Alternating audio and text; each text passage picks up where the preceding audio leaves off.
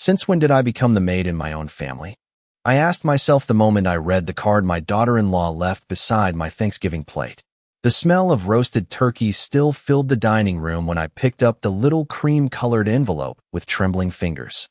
Around me, silverware clinked softly against china plates, and someone laughed near the fireplace as if nothing unusual had happened. The card was folded neatly, my name written across the front in Madison's perfect handwriting. I remember thinking maybe it was something sweet. Maybe a thank you note. Maybe a family memory. At 68, you hold on to small hopes longer than you should. I opened it slowly beneath the warm glow of the chandelier my late husband Thomas had installed 20 years earlier. Inside, written in elegant gold lettering, were the words, Family Ski Trip, December 20th through the 27th. While we're away, please deep clean the house before Christmas. The supplies are under the sink. For a second, I thought I had misunderstood it. My eyes moved across the sentence again and again while the room blurred around me. Then I heard my granddaughter Sophie giggle into her glass of cider. Mom said Grandma Evelyn is the only one who actually knows how to clean properly, she whispered. A few people chuckled quietly. My son Daniel stared down at his mashed potatoes. He didn't say a word. Not one word. Madison lifted her wine glass with a smile polished enough to belong in a magazine advertisement. Oh, don't look so serious, Evelyn, she said lightly. It's just a little family joke. A joke. I looked around the table at the people I had cooked for since 6 o'clock that morning. I had basted the turkey every 45 minutes. I had rolled pie dough with aching wrists while the Macy's Thanksgiving parade played softly in the living room. I had polished the silverware by hand because Madison once said the dishwasher left water spots. Suddenly, every tiny comment from the past few years returned to me all at once. The way Madison always handed me dirty dishes without asking. The way family photos somehow never included me anymore. The way Daniel had slowly stopped calling me Mom and started calling me Ma, in that distant, distracted voice men use with women they no longer really see. I folded the card carefully and placed it back on the table beside my untouched sweet potatoes. Nobody reached for it. Nobody apologized. Outside the dining room windows, thin snow drifted softly across the backyard. The old oak tree Thomas used to hang Christmas lights on stood dark against the evening sky. For 38 years, this house had been the center of our family. Every birthday candle, every school project, every Christmas morning in matching pajamas. I had protected this home like it was a living thing. And now, sitting at my own Thanksgiving table, I realized something colder than grief. I was no longer part of the family gathered around it. I was simply the woman expected to clean up after them. Madison reached across Daniel to refill his wine glass, smiling at him in that careful way she always did whenever she wanted control of the room. Daniel finally glanced toward me for half a second before lowering his eyes again. That hurt more than the card itself. Because in that moment, I understood something I should have realized years ago. Everyone at that table already knew about the trip. Everyone except me. After dinner ended, everyone drifted upstairs as if the evening had been perfectly normal. I stayed behind in the kitchen alone with the leftovers and the sound of the dishwasher humming softly beside me. The dining room still smelled like cinnamon candles and turkey gravy, but the warmth from earlier had disappeared. It felt like one of those department store Christmas displays after closing time. Bright on the outside, empty underneath. I stood at the sink holding the same dinner plate for nearly a minute before realizing I had already washed it. My hands hurt from the hot water. At some point during the evening, my arthritis had started flaring again, but I had ignored it the same way I ignored most things lately. The kitchen clock read 9:42 p.m. Above me, I could hear footsteps moving across the second floor. Laughter followed a moment later. Madison's laugh always carried through the house sharply, like ice cracking across a frozen lake. I dried my hands with a dish towel and walked quietly toward the staircase. I did not mean to eavesdrop. At least, that is what I told myself then. Halfway up the stairs, I heard Madison speaking from the upstairs loft area. I already booked the ski instructor for Sophie and Tyler, she said. And the lodge upgraded our suite because Daniel knows the manager. Someone laughed. Then Daniel's voice answered softly, almost too low to hear. Did you tell Mom yet? There was a short silence. About Aspen? Madison replied casually. Please. She would just make everyone feel guilty about going. More laughter. My fingers tightened around the wooden banister. Aspen. They had already planned the trip. The card was not some impulsive Thanksgiving joke. This had been organized for weeks, maybe months. I stayed perfectly still while Madison continued talking. Honestly, it is easier this way. Evelyn likes staying home anyway. Besides, somebody needs to watch the house while we are gone. Watch the house. The words settled heavily into my chest. Not join the family vacation. Not celebrate Christmas together. Watch the house. Like an employee left behind during the holidays. Sophie's voice floated down the hallway next. Can Grandma still make those cinnamon rolls before we leave? Madison laughed softly. Of course she can. Your grandmother loves doing things like that.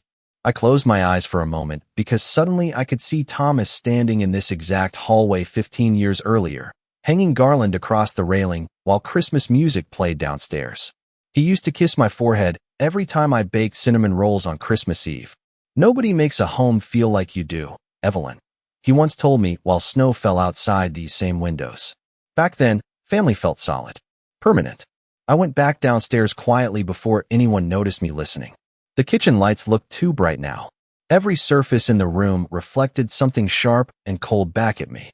On the counter beside the pie plates sat a printed grocery list Madison had left earlier that afternoon. At the bottom, in neat handwriting, she had added another note. Do not forget to clean the upstairs guest bathroom before Christmas guests arrive. Christmas guests, not family. Guests. I stared at the sentence for a long time before folding the paper carefully in half. Outside, snow continued drifting across the backyard in soft white layers.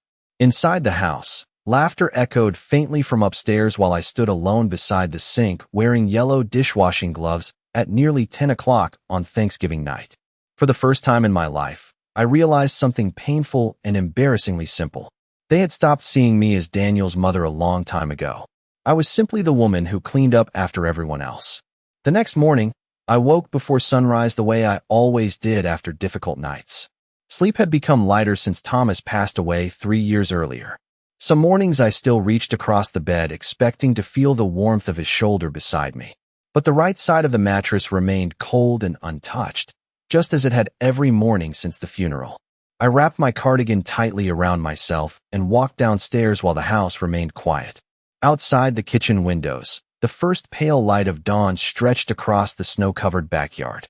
The oak tree stood frozen beneath a thin layer of ice, its branches bare against the gray November sky. I started the coffee maker and listened to the familiar clicking sound echo through the empty kitchen. For a few peaceful minutes, it almost felt like the old days again. Then I noticed Madison's phone sitting on the kitchen island. She must have forgotten it before going upstairs the night before. The screen lit up suddenly with a notification while I stood nearby, pouring coffee into my mug. Normally, I would have looked away. I was raised to respect privacy. But the screen stayed glowing long enough for me to see the photograph attached to the message. Madison had already posted a family photo online sometime after dinner. I stared at the image while a strange heaviness settled into my stomach. Everyone stood together in front of the fireplace wearing matching cream-colored sweaters Madison had bought for the holidays. Daniel had one arm around Sophie while Tyler sat on his shoulders smiling proudly at the camera. Madison stood in the center beside the Christmas garland, beautiful and polished like the hostess of some expensive magazine spread. There was only one problem. I was not in the photograph. I looked closer, confused at first, because I distinctly remembered standing beside Daniel when the picture was taken. Then I realized what she had done. Madison had cropped me out completely. The caption beneath the photo read, "Grateful for cozy holidays with the people who matter most." Thousands of tiny shards of understanding suddenly clicked together inside my mind. Last Christmas when Madison said there was not enough room at the cabin for me. Sophie's birthday dinner where every family picture somehow happened while I was in the kitchen refilling drinks. The Easter brunch when Madison introduced me to her friends as Daniel's mom who helps around the house. At the time, I told myself I was imagining things. Older women become experts at minimizing their own pain because nobody likes hearing about lonely mothers. We convince ourselves we are being too sensitive, too emotional, too dramatic. But standing alone in that kitchen with cold coffee trembling in my hands, I finally understood the truth. Madison had not been excluding me by accident. She had been quietly erasing me piece by piece for years. I set my mug down carefully beside the sink. Upstairs, I heard footsteps moving across the hallway again. The family would wake soon. The house would fill with noise and breakfast requests and plans for Black Friday shopping. Madison would smile brightly as if nothing had happened. Daniel would avoid looking directly at me, and I would continue pretending not to notice the growing emptiness around my place in this family. But something had shifted overnight. For the first time, I stopped asking myself whether I deserved the way they treated me. Instead, another question slowly formed in my mind while snow drifted softly outside the kitchen windows. If Madison had spent years trying to erase me from this family, what else had she already taken from me without my noticing it? Later that afternoon, the house became strangely busy. Again, Madison moved through the hallways carrying shopping bags and talking loudly on speakerphone about ski jackets and dinner reservations while Christmas music played softly through the living room speakers. Daniel spent most of the day in his office pretending to work, though every time I passed the doorway, I noticed him staring blankly at his computer screen instead of typing. The children ran upstairs laughing about snowmobiles and hot chocolate at the lodge. Nobody mentioned me once. Around 3 o'clock, I decided to bring fresh towels upstairs to the guest bathroom before the evening rush began. Old habits are difficult to break. I folded the white towels carefully over my arm and climbed the staircase slowly because my knees had been aching since the weather turned cold. Halfway down the upstairs hallway, I stopped. The guest room door stood open. At first, nothing seemed unusual. Then I noticed the boxes. My things were stacked neatly along the hallway wall in labeled plastic containers. Winter coats, family photo albums, sewing supplies, the antique lamp Thomas bought me during our trip to Vermont 22 years earlier. I stood frozen beside the staircase while a strange buzzing filled my ears. Slowly, I stepped inside the room. The pale blue curtains I had chosen years ago were gone. So was the floral quilt from our anniversary trip to Maine. Even the framed watercolor painting above the dresser had disappeared. In the center of the room sat a brand new white crib still inside its packaging. Beside it leaned rolls of wallpaper covered in tiny silver stars. My breath caught painfully in my chest. Madison's voice suddenly floated from downstairs. "The nursery is finally coming together," she called cheerfully to someone on the phone. "We wanted everything ready before New Year's." Nursery. I looked around the room again, more carefully this time. They had already decided my room no longer belonged to me. Not discussed it. Not suggested it. Decided it. I walked slowly toward the closet and opened the sliding door. Empty hangers swayed gently inside. My dresses were gone. My shoes were gone. Even the cedar scent Thomas always loved had disappeared. Beneath the sharp smell of fresh paint samples and cardboard boxes. For a moment, I genuinely wondered whether I had somehow missed a conversation. Maybe Daniel planned to explain things later. Maybe there had been some misunderstanding. But deep down, I already knew the truth. Nobody forgot to tell me. They simply did not think I deserved to be included in the decision. I heard footsteps approaching behind me. Daniel stopped in the doorway, holding his phone loosely at his side.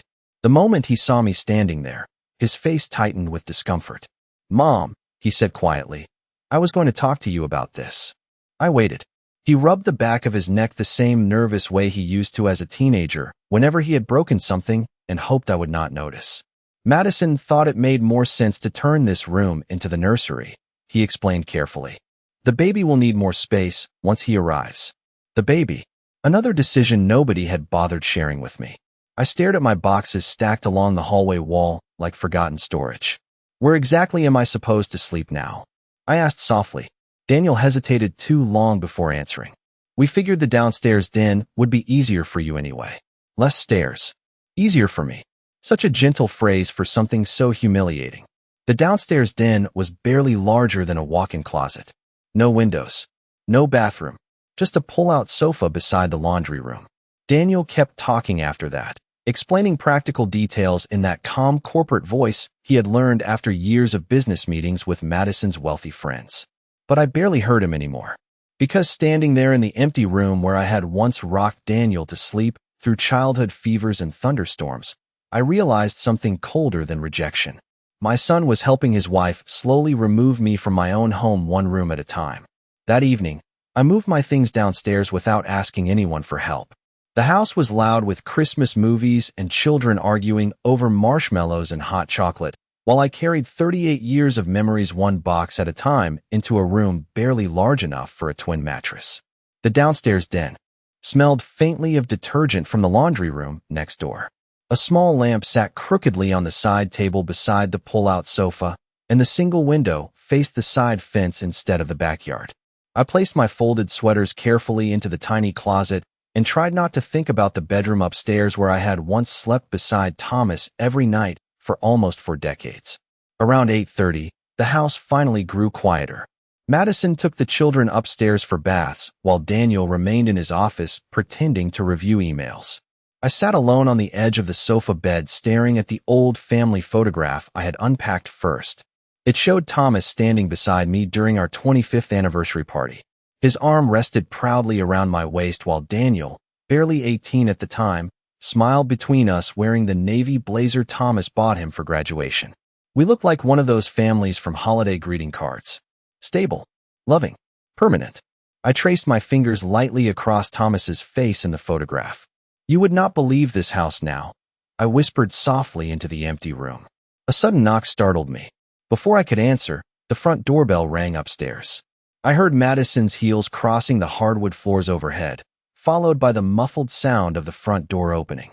A familiar male voice answered a moment later. Sorry for stopping by unannounced. My chest tightened instantly because I recognized the voice. Harold Bennett, Thomas's attorney. I had not seen him since the reading of the will 3 years earlier. Curious, I stepped quietly into the hallway near the staircase. From there, I could hear most of the conversation above me. Harold, Madison said brightly. This is unexpected. I was in the neighborhood, he replied politely. I actually need a signature from Evelyn regarding the property trust. Property trust. The words caught my attention immediately. A short silence followed. Then Madison answered too quickly. Oh, Evelyn is resting downstairs. You can just leave the paperwork with me. Daniel and I handle most of those things for her now. Something about the sentence unsettled me deeply. Not because of the words themselves, but because of the confidence in her voice. As if ownership of my life had already transferred quietly into her hands. Harold paused before speaking again. I am afraid the documents require Evelyn's personal review. Madison laughed softly. Honestly, Harold, she gets overwhelmed by legal paperwork these days. Overwhelmed. I pressed my hand tightly against the staircase railing. Upstairs, another silence settled across the foyer. Then Harold spoke again, slower this time. Thomas specifically instructed me never to discuss trust matters with anyone except Evelyn directly. The temperature inside my chest seemed to shift at those words. Thomas specifically instructed me. Madison's voice lost some of its sweetness after that. Well, she has had a difficult few years emotionally, she replied carefully. We are just trying to make things easier for her. Easier. The same word Daniel used earlier about taking away my room. Easier for whom? I stepped into the foyer before either of them noticed me listening. Harold turned immediately when he saw me. Time had silvered his hair since the funeral, but his expression remained kind and steady exactly as I remembered. Evelyn, he said warmly. I hoped I would find you home. Madison's smile tightened almost invisibly beside the staircase. Harold reached into his leather briefcase and removed a thick cream-colored envelope.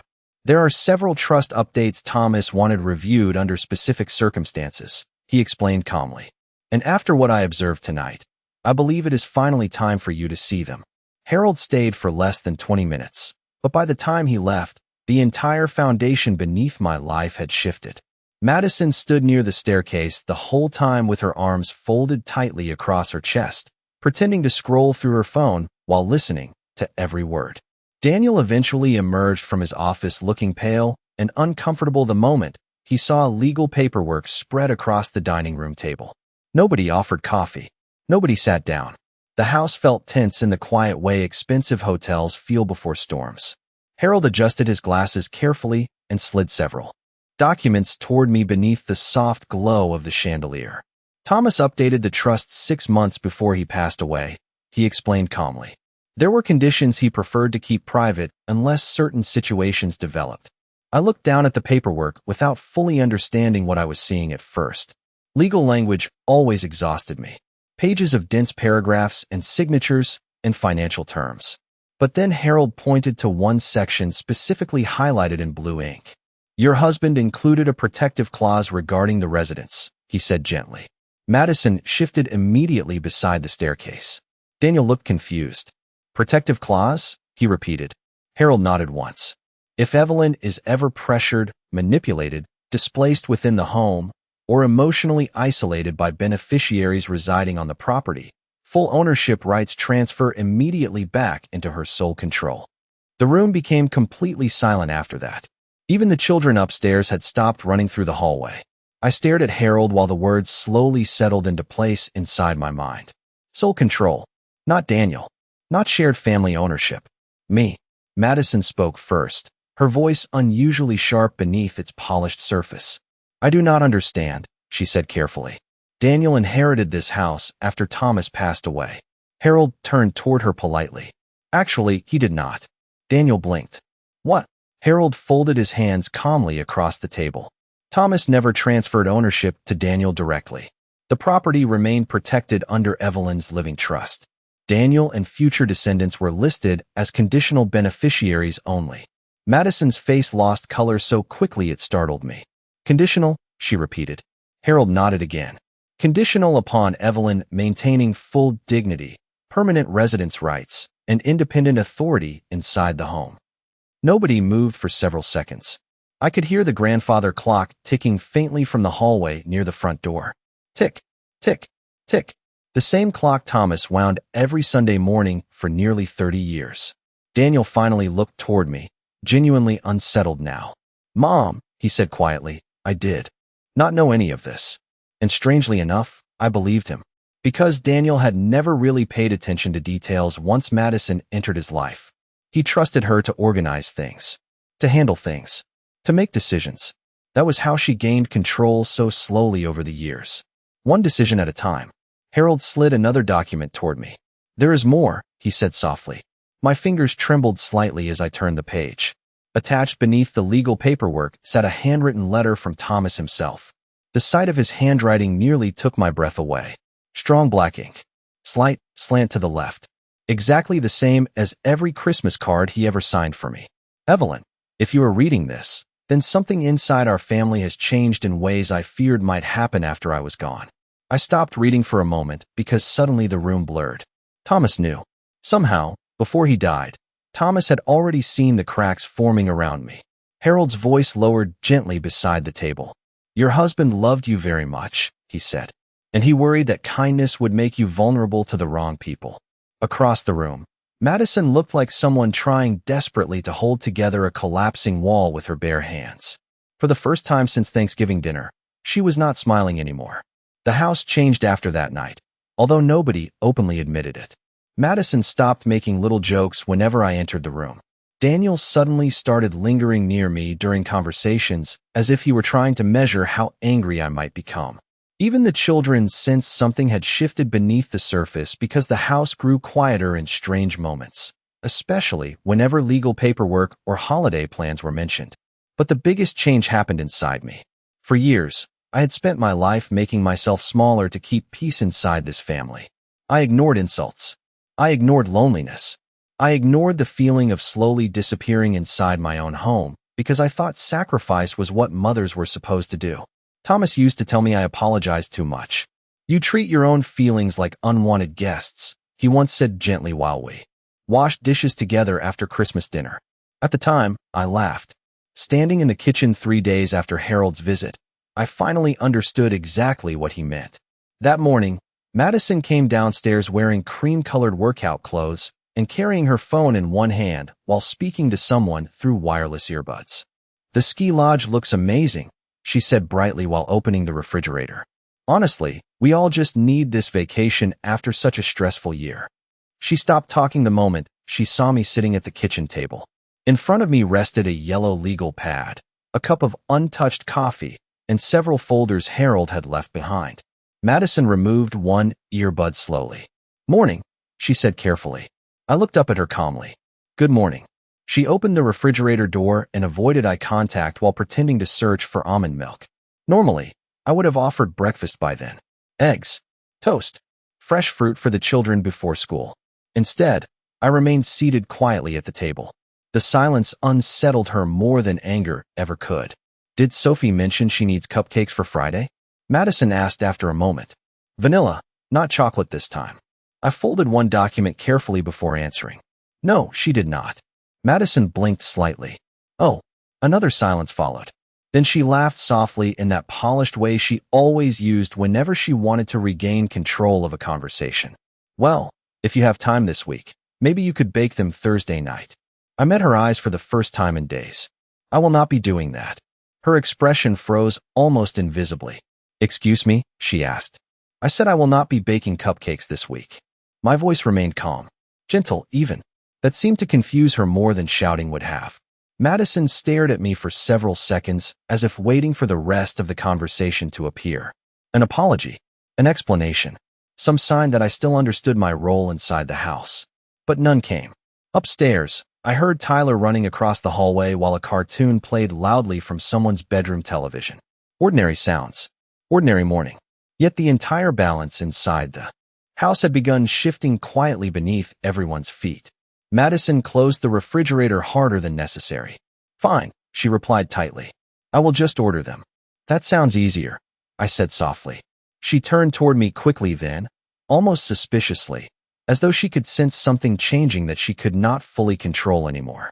But I simply picked up another folder from the table and continued reading. Later that afternoon, I stopped folding Daniel's laundry. I stopped wiping fingerprints off the kitchen counters after dinner. I stopped automatically cleaning dishes people left behind in the family room. Small things. Invisible things. But by the third day, the house no longer ran smoothly without me. Backpacks stayed unpacked near the front door. Towels piled beside the upstairs bathroom.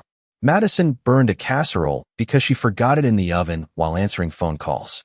And every single time something went wrong, her eyes slowly drifted toward me with growing frustration.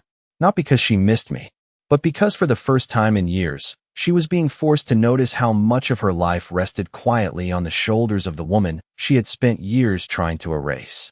2 weeks later, the house looked beautiful for Madison's annual Christmas party. She hired a florist from downtown to decorate the staircase with fresh cedar garlands and white roses. Crystal candle holders lined the dining room table beside gold-trimmed plates none of us were ever allowed to use during ordinary family dinners. Soft jazz music drifted through the house, while snow fell gently outside the tall front windows. By 6 o'clock, guests began arriving in expensive wool coats carrying bottles of wine and carefully wrapped hostess gifts. Madison moved through the crowd glowing with practiced elegance, one hand resting lightly against her growing stomach while she introduced herself repeatedly as the woman who kept this family together after Thomas passed away. Every time she said it, something cold tightened quietly inside my chest. I stayed mostly downstairs during the first hour of the party, not because anyone asked me to, but because I wanted to observe the house without being seen. Voices echoed upstairs through the vents while dishes clinked softly against serving trays. At one point, I heard Madison laughing loudly near the fireplace while speaking to a group of women from the country club. Honestly, managing elderly parents is practically a full-time job, she joked lightly. Some days I feel more like a caregiver than a daughter-in-law. Several women laughed politely. I closed my eyes briefly beside the downstairs laundry room sink. Caregiver. The word sat bitterly against everything she had done to me inside this house. Around 7:30, Daniel came downstairs looking exhausted. His tie hung loose around his neck, and faint shadows rested beneath his eyes. He stopped when he saw me sitting quietly on the sofa bed reading Thomas's letter again. Mom, he said softly, can we talk? I folded the letter carefully before looking up at him. For the first time in months, Daniel looked less like Madison's husband and more like the uncertain young man Thomas and I raised together. Did you really feel pushed aside here? He asked quietly.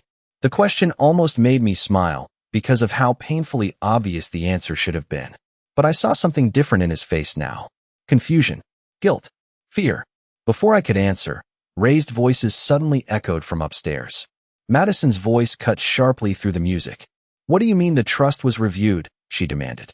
Daniel looked startled and rushed toward the staircase. I followed more slowly behind him.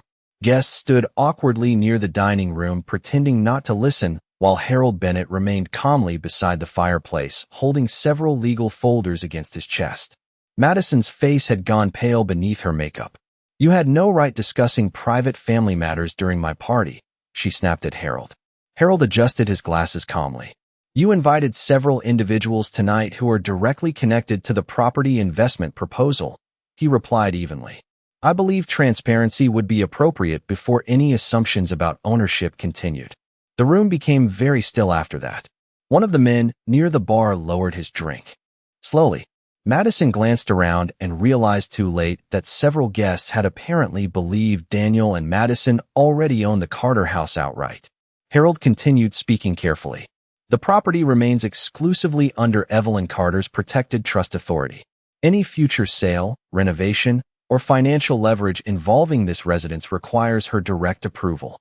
A painful silence spread across the room. Madison looked toward Daniel desperately, but something inside him had already shifted. You told people this house was yours? He asked quietly. Madison opened her mouth, then closed it again. Across the room, I noticed several guests avoiding eye contact entirely now. The carefully polished image Madison spent years building around herself had started cracking apart right there beneath the Christmas lights and silver garlands. Then Sophie spoke from the staircase above us in a small, confused voice. Mom, she asked innocently, why did you tell everyone Grandma Evelyn likes staying downstairs alone? Nobody answered her, because suddenly the entire room could finally see the truth that had been quietly living inside this house for years. The Christmas party ended earlier than anyone expected. Guests began leaving quietly within 20 minutes after Sophie's question shattered the careful performance Madison had built around herself for years. Nobody made dramatic accusations. Nobody raised their voice. That was the strange thing about truth once it finally enters a room. It does not need help becoming heavy. I stood near the dining room doorway while coats disappeared from the front hall closet one by one. People avoided Madison's eyes now. Some offered me awkward little smiles before leaving. The kind strangers give women they suddenly realize have been carrying sadness alone for a very long time. Madison remained near the fireplace gripping a glass of untouched wine while the house slowly emptied around her. Daniel barely spoke another word that evening. Around 10:30, the last car pulled away from the driveway, leaving the house silent except for the soft hum of the heating vents and the ticking grandfather clock in the hallway. Snow continued falling steadily outside, covering the front lawn in smooth white layers. For the first time in weeks, the house felt calm again. Not warm, not happy, but honest. I quietly began clearing dessert plates from the dining room table out of habit before stopping myself halfway through. The old version of me would have stayed awake until midnight washing crystal glasses nobody appreciated. Instead, I set the plates back down exactly where they were and walked toward the staircase. Madison noticed immediately. You were just leaving this mess? She asked sharply. I paused beside the stairs and looked at her calmly. Her makeup had faded slightly around her eyes, and for the first time since she married Daniel, she looked less polished and more frightened. Yes, I answered softly. I am. The silence after that felt enormous. Daniel stood near the kitchen doorway, watching both of us carefully. Then, very quietly, he said something I never expected to hear. Mom should not have been cleaning up after all of us in the first place. Madison turned toward him in disbelief. Excuse me, she snapped. Daniel rubbed his forehead tiredly. I said she should not have been treated like staff inside her own home. Staff. The word landed heavily between them. Madison stared at her husband as though she no longer recognized him. Maybe she did not, because the version of Daniel she understood was the man who stayed silent. The man who avoided conflict so completely that other people eventually shaped reality around him. But silence changes once guilt enters it. I went downstairs without another word and closed the den door gently behind me. That night, I slept more peacefully than I had in years. The next morning, sunlight spilled softly through the tiny basement window beside the sofa bed. Upstairs, I heard no Christmas music, no cheerful conversation, just low voices moving carefully through the kitchen. Around 9 o'clock, there was a quiet knock at my door. Daniel stood there holding 2 cups of coffee. He looked older somehow.